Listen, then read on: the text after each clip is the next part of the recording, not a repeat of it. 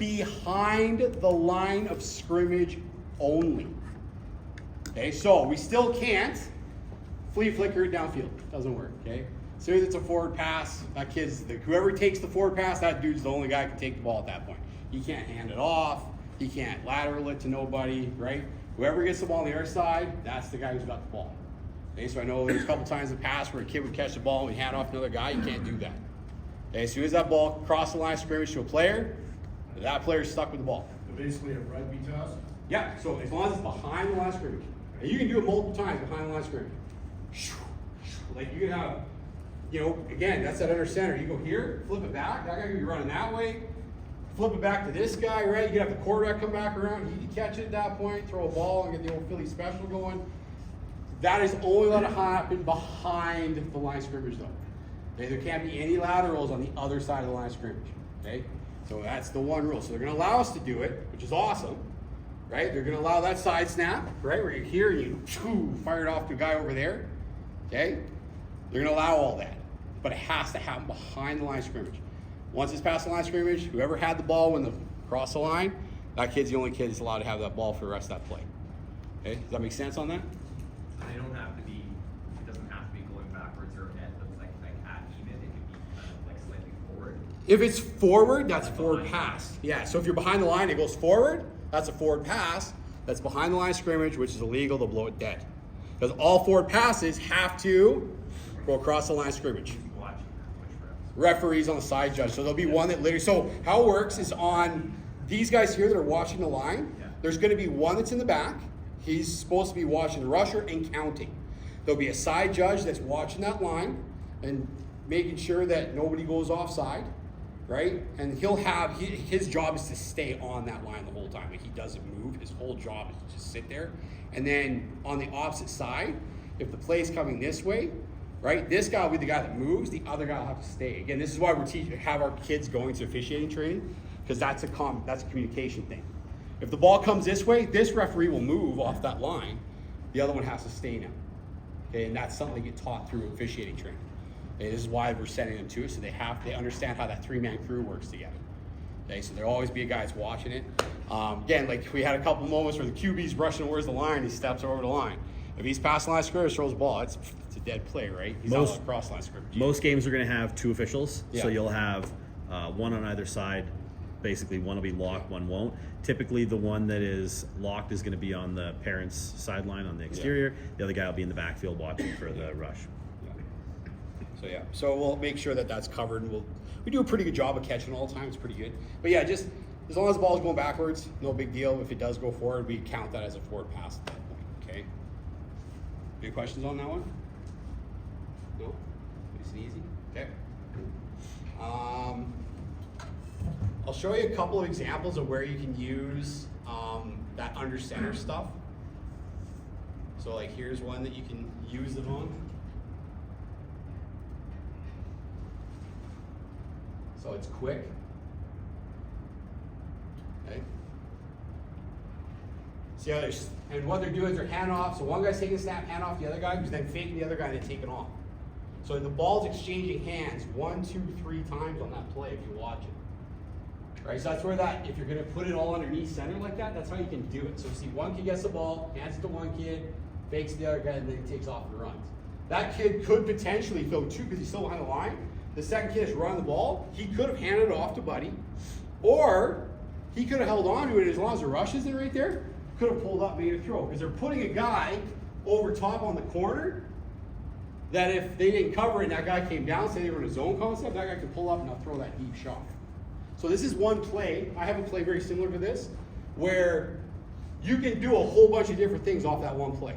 And if you show it a whole bunch of times, right, it starts to create a problem where, like the Z, who hands it off, he could take that snap, fake it, and actually drop back and throw the ball instead. Right? So it's one play you can do a whole bunch of different stuff with that your kids can just run a whole bunch of times. And you can run 4 different things out of one play. And if your kids practice all the time, it's one less thing you do in practice. Yes? Can you lateral with the new rule of lateral? You could have lateral it on that one instead, yes. Can you lateral, can your center be involved in the lateral behind the line of scrimmage? He'd have, okay, so the rule is that it has to go from the quarterback, it has to go to another player before the center can get involved in it. Right. That's the only rule with that. The center can't be the second guy.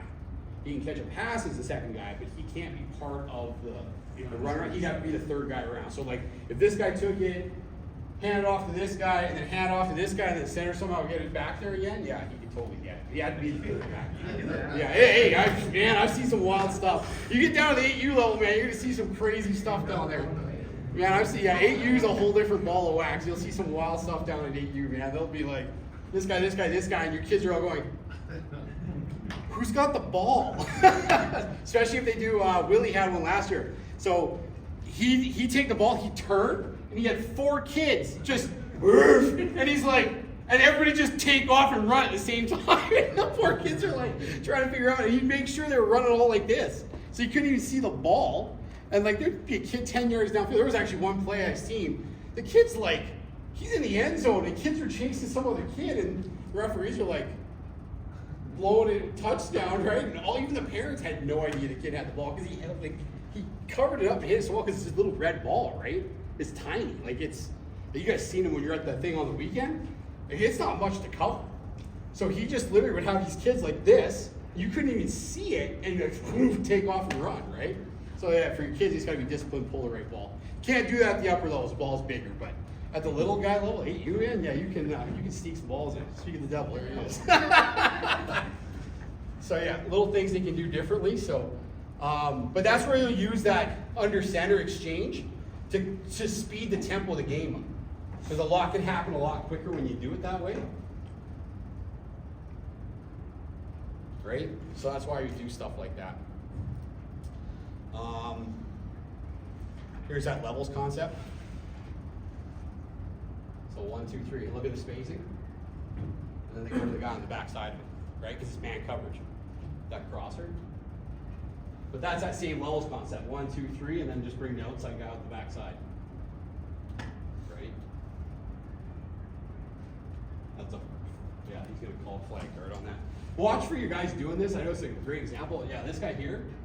You'll get called the second he puts that hand right there. You're gonna get called. If he puts a hand out and he's got the ball here, you're getting flag guarded every time. He doesn't even have to swipe near his flag. Just the fact he put a hand on the guy, you're getting called for it. There's no stiff arm, you just have to. No, yeah. Yeah. So when we teach that's the thing, little things I forget. Teach your kids to run with 2 hands on the ball, and then you don't have to worry about that. If your kids, because there's some kids just naturally run like this, right? We teach it, right? We teach that double arm movement, right? Like that's part of running, right? Like you teach these track guys, right? That's what they do. But the problem is a lot of these kids have that loose arm, and they swing like this, and this hand going back and forth across the flag, you're gonna get nailed for it. So what we do is we just teach kids to run with 2 hands on the ball, and twist and move, and try and keep 2 hands on the ball all the time, right? Because they're gonna, if you let them do this, they're gonna get called a lot, right? So we teach our kids literally, like when we're doing drills, right? We're doing agility drills where they're moving, we'll literally make them run with 2 hands on the football, just to make sure it doesn't happen. Because kids naturally swing, right? If I grabbed this whole lot, we went outside and we ran with a flat with the ball, I bet you probably 9 out of 10 guys will run with that hand swing, right? It's just natural. It is what it is, right? It's how we run. So it's something you can add to what they do. Yeah? Are defensive players allowed to swat at the ball? While the player's running with it? Yeah. No, because there's no fumbles. Yeah, like, it's just, here's the thing, if you swat it and you miss, right? Like, right? Yeah. Yeah, because you're trying to get flags. Like, if he swats and misses and that kid makes an old lay, like, he's gone. Right? I just tell our kids, work two hands on the flags all the time. That's another thing you can teach in. It's harder to do.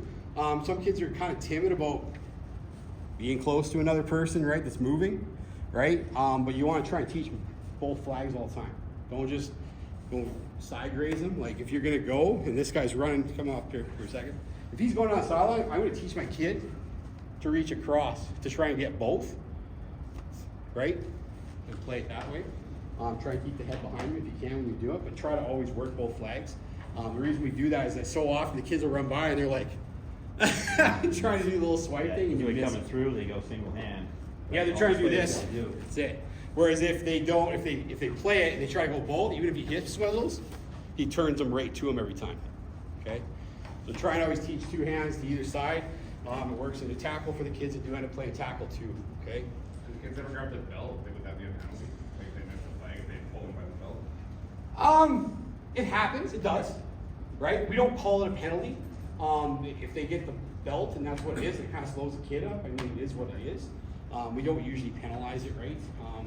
If it's held on too long, they do call holding, and then the offense would get a first down. So the hope is that, like, if he grabbed it and kind of grabbed it, he's like, let's go, and then pulls it, then it's okay. If he just holds on to it, though, at that point, he's like, trying to pull and flag, yeah, you're gonna get a holding call, you're gonna get an extra 5 yards tacked on, automatic first down. Tad, Yes. on that, the stripping, like trying to knock the ball Yeah. off, that's actually a penalty. Yeah, sorry, yeah. Trying to strip the ball off, that is Yeah. a defensive penalty. Same thing like, quarterbacks. So every kid's gonna wanna do this and run in to get the QB to try and stop the pass. Okay, if you touch the QB, it's a penalty. So if I'm running at Coach Nolan here and I jump up and he goes and swings through and throws that ball and I hit him, it's an automatic first down, 5 yards, instantly. Right, so again, don't teach your kids to swat a ball down, teach kids to pull a flag. Okay, right, we wanna try and avoid this stuff. The other thing too is you don't want them doing this. Hey, there's a couple quarterbacks, especially at the 15U level, Hudson McLeod specifically. If that kid goes and throws, your kid's gonna eat one, right? He doesn't slow down, you're gonna get a tomahawk right in the face. That kid throws the ball hard. Okay, Adriano, same thing. Yeah. You said there's no fumbles, but if the offensive player drops the ball, whatever. Dead ball right there. Yeah. So if he's like this, and all of a sudden, they whistle dead right there, and that's where you get the ball. Now here's the thing. Laterals. Pitch the ball backwards. Kid's supposed to catch it, drops the ball, hits the ground, plays over. Second down right there. Okay, so be careful with those. Okay, I trust the older kids, right? 12U probably not too bad, 10U, 8U, right? Until you get them really good at seeing everything all the time and making sure they're doing the right habits. There's a 50-50 shot that they're gonna drop the ball. I will flat tell you, I coach 11, 12-year-old tackle football and 9, 10-year-old tackle football. Do we pitch the ball? 9, 10, 11, 12-year-olds, I don't have a single toss play in my playbook. We don't toss the ball at all. Every other team in the league does except us. That's because I'm not willing to take the risk on efficiency of this kid going sideways to catch a football and not drop it and losing possibly 8, 9, 10, who knows how many yards at that point. It's just possession, right?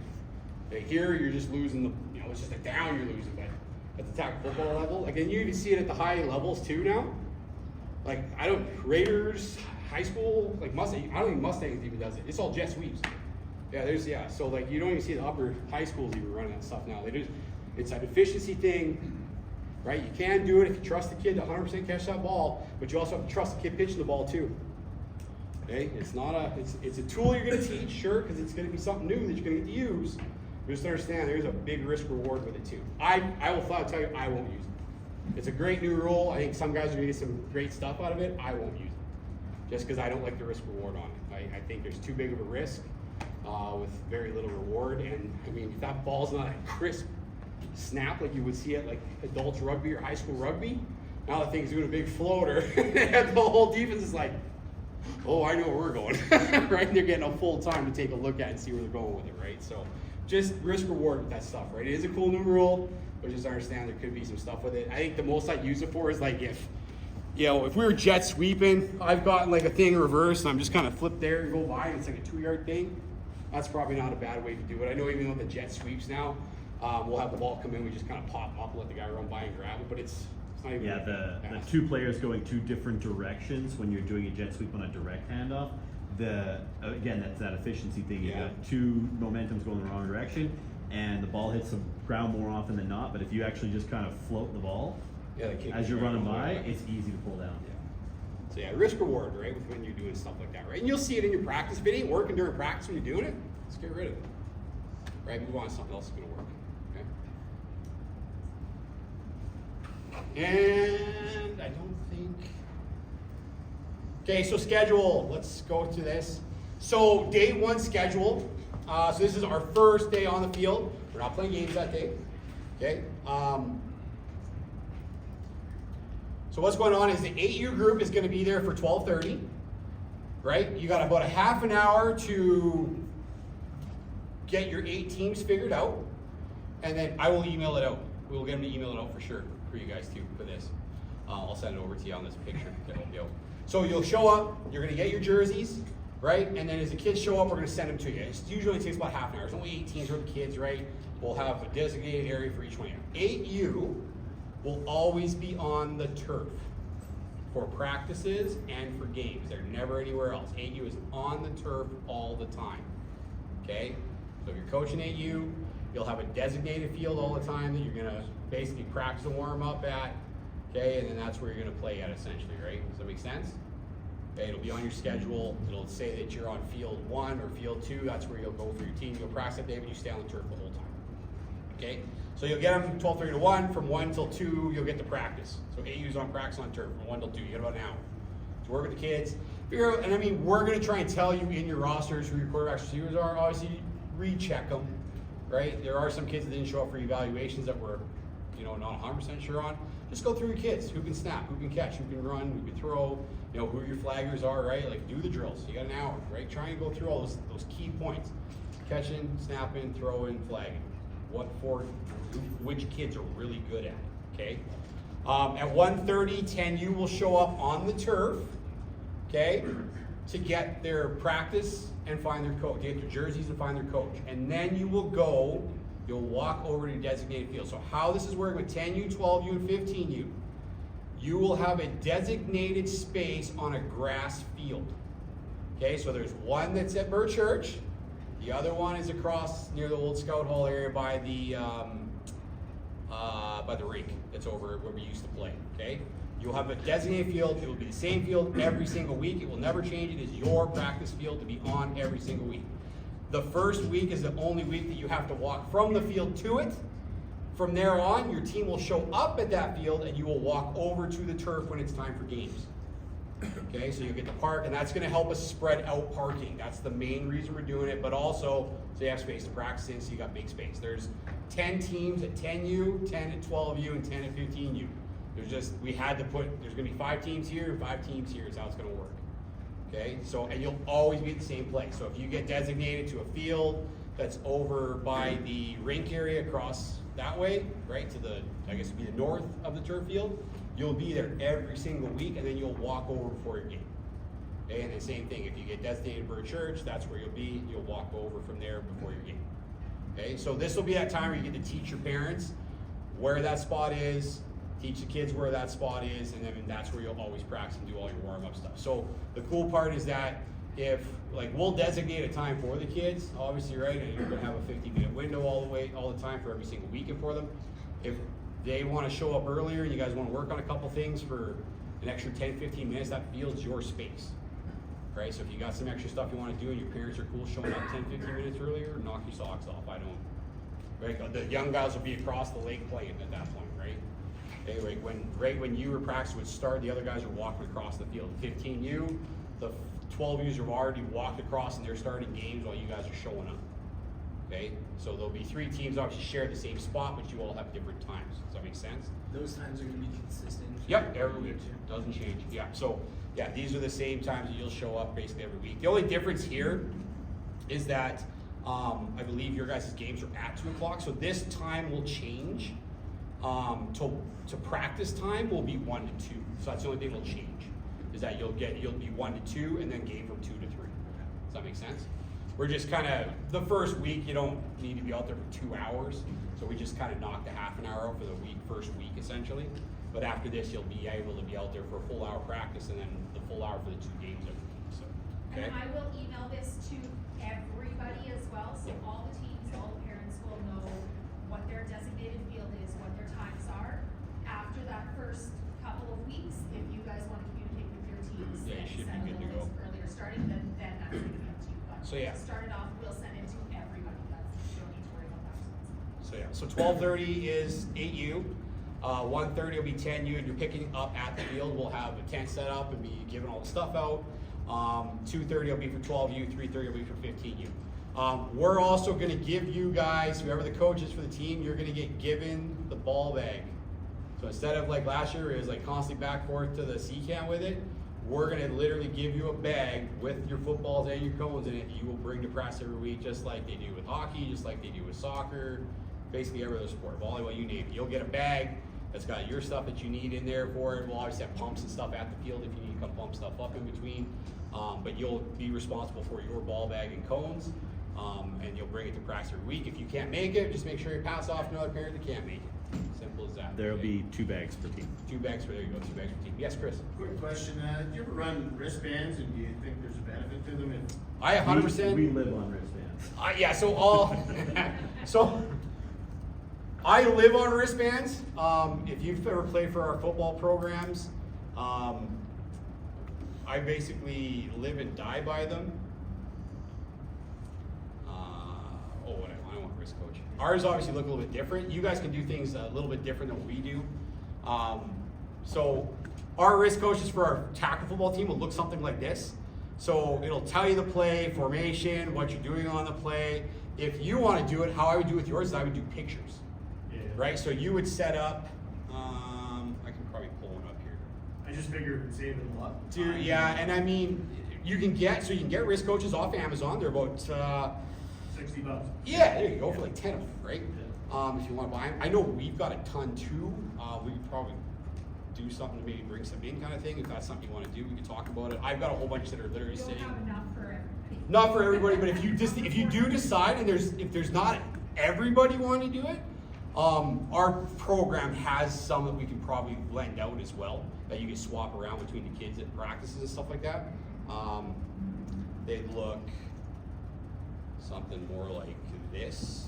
Personally, I'd be up for that if there's Yeah, so you would do something similar to this, right? So you'd build it in Excel, right? Or Paint, or however you want to do it. You'd have to print it out, beyond you print it out obviously, but you would just build it in this way, and you would just name them 1, 2, 3, 4, 5, 6, 7, 8. And then the kid, you can just literally stand there and be like, play 1, and the kids are like, oh yeah, okay, and then off they go. What I found helped our Adam kids out last year is we had 5 plays per panel and wrist coach, and they were 11 through 15, 21 through 25, and 31 through 35. So you knew which page you were looking for, which play. It'll speed things up massively for you. I will flat out tell you that right now. Like, it'll be a night and day difference. And then the best part is when you're running plays in practice time, you just tell them the number, and then only thing you're doing as a coach, because the kids can see the play, and make sure they're colored. Make sure they're colored. You're the blue guy, you're the red guy, you're the yellow guy, you're the green guy. Make sure they're colored. They love that part of it. They're going to look at it really quick, know where they got to go, and then all you have to do when you're doing the practice part of it is make sure that spacing's correct. So now we can set cones out, right? So if we're doing that high-low setup, I would have the cone where the center's got snapped from, and then I would walk it out. I would put a cone at 16 yards, at 10 yards, and at 5 yards, and make sure when the kids cut their routes that they're going to those cones directly, and they'll start to remember that spacing and start to see the other bodies around them and how they're supposed to be, right? But with this as well as a guide for them, help them out immensely. So yeah, it's a definite option for you. And like I said, if there's not too many guys, we can probably help you out with some of the stuff that we've got quite a few wrist coaches that we use. We've got 100+ kids that wear them all year long pretty much. So Yeah, send me an email and then we'll yeah, go from there. but yeah, it would help you immensely. And if you kind of need help with building it, Nolan's pretty good with the Excel side of things. I can always kind of, yeah, he's pretty, yeah. No, but you could build a template at least that we could send you a template where it would just have the stuff on it, and then you could kind of pull it to where you gotta go. Or I'm usually pretty good too, like if you've got plays you wanna run, I can usually pull them out of huddle, and then I can block them in for you, and I can help you out and send you the file back. I usually have time for that stuff. I'm up till God all hours of the night doing stuff all the time, so.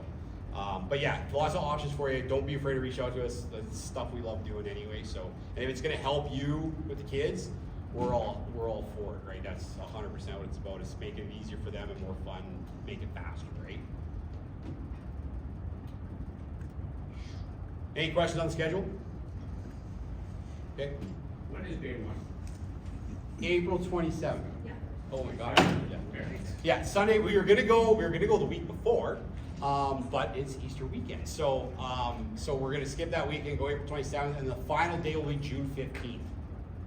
Sunday, June 15th will be the last day. We had to push it out a week. That'll be championship day. How we do championship day, for anybody that's wondering, is that we go. It'll be probably like the top 10. Ooh, okay, it'll probably be the top 5 and the bottom 5 is how we'll do it. And we'll kind of do kind of a playoff round robin thing to work that out, who's playing who. We'll make sure everybody gets a minimum 2 games. The other thing that we've talked about too is possibly taking the practice time out on the last day, because by that time we should be in pretty good shape. Maybe knock it down a little bit, and then maybe have the ability to play 3 games that day instead, and make it a big thing. And then have everybody finish kind of at the same time, and then bring everybody together, kind of do the awards stuff and stuff at the end. Okay? The That way only it's week we have bigger. scheduled to skip is May long. Yeah. May Long's the only weekend we take off from the start of April 27th to the end. May Long's the only one we don't do. We'll be there for Mother's Day. We'll end up missing Father's Day by 1 week. But yeah, we're all for that. Couple other things for the So Father's coaches. Day is the 15th. What's up? Father's Day is the 15th. Oh, okay, so it is the last. Okay, so Championship Day is Father's Day. Here we go. Okay. One last thing before we kind of roll here. We have the option of doing competitive games. And by what I mean by that is that there is NFL flag regionals. Okay. I'm not going to give you all the details because it has to come out in a big or huge ass email. What NFL flag regionals are is that Alberta would have a representative, Saskatchewan would have a representative, BC at different levels. Okay. What ends up happening with that is that we would go up to, it's been in Spruce Grove the last 2 years. We would enter teams that would go up there. We sent 2 teams at each level last year to go up there. And we won at 10U and 14U. And unfortunately, we didn't do our homework and realized that we had to go to Toronto afterwards. And so we didn't have our parents fully prepared to spend $2,000 to go down there. So with that being said, when we do the email, we send it out. If there are guys that are interested in running a competitive team, what we would do is we would give you access to the players who are also interested in running for that team. So if we've got X number 10U, X number 12U, X number 14U, right? And we would also explain to the parents that, hey, if you want to do this, this is the cost involved with doing this. So that way everybody's prepared for what we're doing this time around. I don't want to enter a team and then have to tell them like, oh, sorry, we can't go because we didn't tell our parents that we were going to have to go down east and spend a whole bunch of money. It was a ton of fun though. For the kids that went, they had an absolute blast. It is a different level of football. So I say this to the guys that are thinking about it. Here's the difference between what we do in Alberta and what everybody else does in Canada right now. And it's not our fault, we just don't have facilities for it. So the team that won last year is a program called Flight School. They are based out of Montreal, Quebec. They run NFL flag just about year round down there. Okay, the only time they take off is for fall because they've got indoor facilities. They coach their flag kids like I coach my tackle kids. Okay, so they're indoors doing passing academies starting in like November, December, take a little bit off for Christmas, right back in January, and then they're going down and doing tournaments in the States constantly because they're right there. So the level of play that we have to play against when we do these championships, it's great in Alberta, but as soon as we got to go down east, it's a whole different ball of wax. Okay, so you've got Flight School, you've got Niagara Nitro, you've got ASYS out of BC that's run by Corey Philpott. Those guys travel down and play in the Snoop Elite League down in California. At the tackle level and the flag level, they play 7-on-7. Like they're playing at a whole different level than we are. When we get our indoor facility, we will do the same thing. Okay, that's coming here shortly. We're working with a guy by the name of Noah Welch out of Red Deer. He's going to the city here the next couple weeks to approach them about putting up a dome facility finally for sports in Airdrie finally. So they'll come in and do that. That's happening pretty quick. And as soon as that happens, we'll be in there like dirty shirts, and then that competition level narrows quite a bit for us. I'm not saying that you shouldn't do it. I'm saying if it's something you want to do and you're interested in doing it, you want the experience, we're going to open up for you. The only catch is that the regionals is Saturday, June 14th. Okay, so that one may be tough, right? Because that's like Saturday, June 14th, all day at Spruce Grove, and then you'd have to come flying back down here that night to then play championships on Sundays. What's up? There you are, for sure. The other option we have though 2 weeks prior. is Football Alberta has club league provincials this year. So what they do is their provincials in Calgary on June 21st, 22nd, so the very next weekend. And we would play in Calgary against other teams. I know the Okotoks League is going to be into it. There's quite a few different teams. I know there's teams coming down from Edmonton. There's the league that Logan runs that's in Calgary. So there'll be quite a few teams that are in that one. If we win that one, then we get Football Alberta money to help have the kids go down to Brampton, Ontario. Okay, so the cost difference is quite a bit less for the kids. It's more covered as far as what Football Alberta does on that thing. I think they're saying it's like $1,200-1,300 a person. That's going to include flights and the whole 9 yards. So it's Football Alberta puts their money behind it. I'd be more inclined to do that one if that's what we do. But again, I'll send an email out with all the stuff on it, different options, and then you guys, if there's somebody that's interested in it, send an email back, and then we can start talking from there, and then see what kids are interested in. We have to have coaches first, obviously. So I won't approach the kids first. I'll approach coaches first. We got guys that want to do it, then we'll approach the kids at that point. So usually parents are pretty good about jumping in on that stuff. I don't find it's too big of a problem in this area. So, but yeah, just want to give you guys heads up on that stuff for the guys that did do it last year. That it is on the docket, but we definitely want to make sure you're aware of the cost that's involved in doing it. And it's always down east because that's where the main programs run out of. The kids are big, they're tall, they're fast. You'll see 12U kids that are like 6 foot in that program. It's wild to watch. So, but definitely, it's a great experience. You ask Chris, you ask Mr. Derek, like Ryan Fleisch, you guys, they had a blast. They had a good time going to that. Yeah, Chris. We use a Team Link for the gap this year. No, it'll be Squad Fusion. Squad Fusion. Yeah, so everything in Airdrie football, like the Airdrie football group, all runs through Squad Fusion. Yeah, so you'll have and it's cool. So no different than what we kind of did with the app that we're using in the past.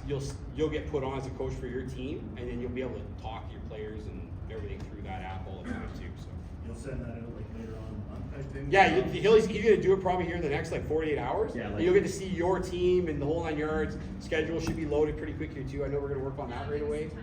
Yeah, so we're gonna work on. I got some time tomorrow. I can work on a little bit, but yeah, you should have schedule like you should have your team and your schedule by the end of the weekend here. So yeah, evaluations went really well. Team should be fairly even. We got lucky this year where a lot of the tackle kids are playing, so it made it easy to even the teams out too with some of the returning players that we know are really good. So there should be some really competitive football at all levels this year.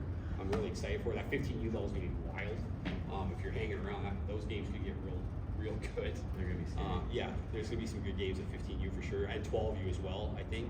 And then 10U's lots of new kids, I don't know, but based on kind of what we got through evaluations, like there's some speedy kids in there. The same thing with 8U. There's A lot of good kids there. quarterbacks more good quarterbacks actually at 10U than anywhere else. Yeah, 10U had a ton of really good quarterbacks. Like it was impressive actually. Like proper mechanical form. Like there wasn't a lot of the tuck darn. Like we had kids that looked like they'd thrown a baseball or something. So it was good. But yeah, talent wise, it looked good. There was a good mix, and then coaches, like the coach that helped out, that did a really good job evaluating guys, and having the pictures helped out too to be able to point kids out too. So it should be pretty good. Any other questions? Before you leave, please come and see me if I don't have your shirt size, and please record checks. If I don't have a copy of that, email it to me. I can send reminders about that as well, but yeah, please record checks. If it's been done in the last 2-3 years, that's fine. Yeah. So yeah, feel free, like anytime, like if you want, you can email us directly through info@airdriefootball.com. I run the Instagram page for Airdrie Football Group, so if you're an Instagram guy, you can always message me on there if you got questions. I'm the first guy to help guys out. I spend 90% of my time helping out between Raiders Spring League and even the teams in Calgary. Like I'm constantly working with those guys all the time too on stuff. Like I'm an open book. If you got questions, ask questions, right? Like I'll sit down and have a coffee with you or beer if you got extra questions and just want to have a one-on-one. I got no problem doing that for you guys too. It's about learning, about helping the kids and stuff like that. Anytime I can give you guys more to work with, it's easier. So it's tough once we get into season. I will honestly tell you that. They're trying to kind of get me to help through the season. It's hard. Like if I got to coach 12U and be at the football field trying to help with the referees and stuff too, I don't get a lot of time during the season to help with you. So like over these next 3 weeks, if you got questions and you've got ideas that are going on in your head, right, you just want to bounce stuff off me, feel free to reach out to me, and I got no problem working with you guys on that stuff too. Okay? Cool? I have the list up here of which coaches I have assigned to which teams, and I actually have the list of who the players are on your teams if anyone wants to take a quick look. Okay. I have the coaches list too, if you want to. Yeah. There you go. Can I take a picture just with it? Yep. Next time. Yeah, no worries. Thank you. Thanks. Yeah, you're So these are the 8Us are over here. You gotta go to the regional. Yeah, this is the 10Us. I was gonna ask you, is there a big wait list for U15? No. U15's got a few. Like, yeah, Do you a few expect kids. those guys to be able to play, or? There's not a lot of kids at 15U that are packing it in.